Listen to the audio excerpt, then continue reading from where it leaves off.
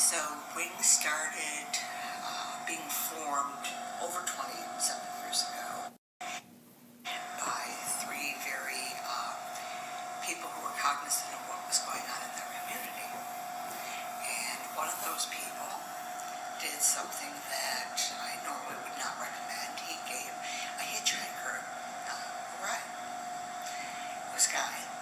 But what he found very odd was that there were problems with homelessness in the suburbs. Folks still tend to think of that as being a city problem.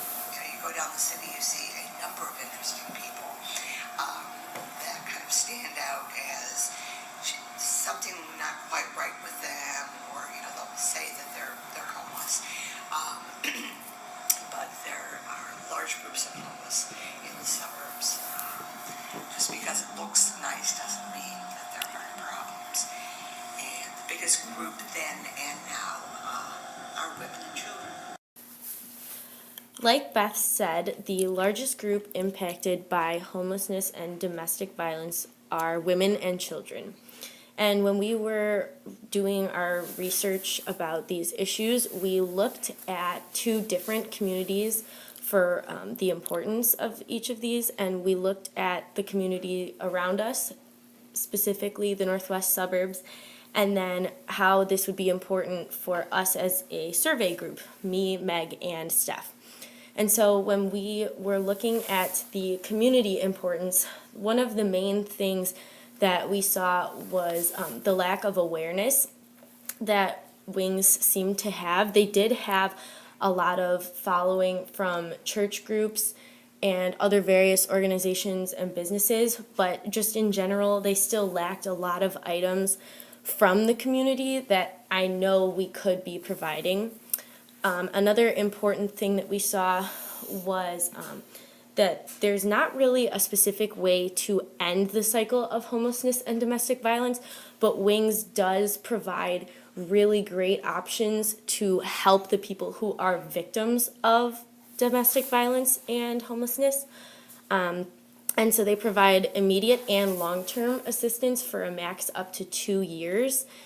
And what the program does is basically try to create a better atmosphere for those who are in immediate danger, and then provide them solutions for later in life and teach them how to save money and how to provide better for their families, and basically build up that relationship with the stable life that they hadn't had prior to their incidents.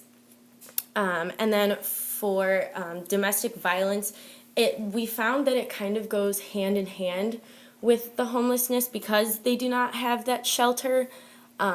They are more susceptible to domestic violence. And then when we were looking at the importance for our group as a whole, we really focused on the experience that we had when we were volunteering.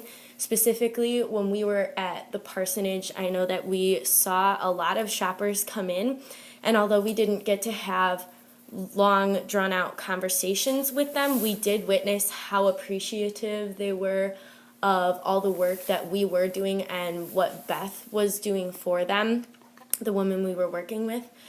And each week we learned that this is just a never-ending cycle. We would come back and we would have more and more work to do that we thought we had completed the week before, but each time we kept getting more donations and we would organize more, and we kept coming back even after we had been volunteering for the 8 hours that was required, because we had a positive impact from what we had seen, both from the women that would come in and from what Beth had taught us in our time there.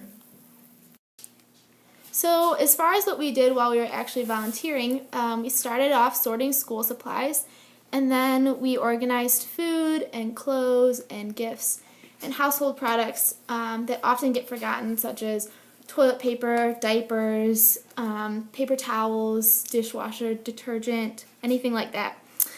Then we went into making gift tags, which are these tags that you can hang on any Christmas tree in like a mall or a business, and they have the name of a child and their wish for the holiday season. And so you can take one of those off, fulfill that wish, buy that present, and bring it back to Wings with the tag and make a child's holiday. We then filed papers and organized different families' files. We filled wish lists to make sure that everyone got the gifts that they wanted for the holiday season, and we also wrapped those gifts and put those together for the families. I think we did a good job sorting through donations and doing all these jobs that Beth gave us in the house, but I think we could have done more interactive work with the women and children. If we would have done this differently, we would have wanted to be in the safe houses, more actually like directly working with these people, but we were not able to because of like security issues and stuff. So I think we were able to contribute in a positive way, even very indirectly with the people.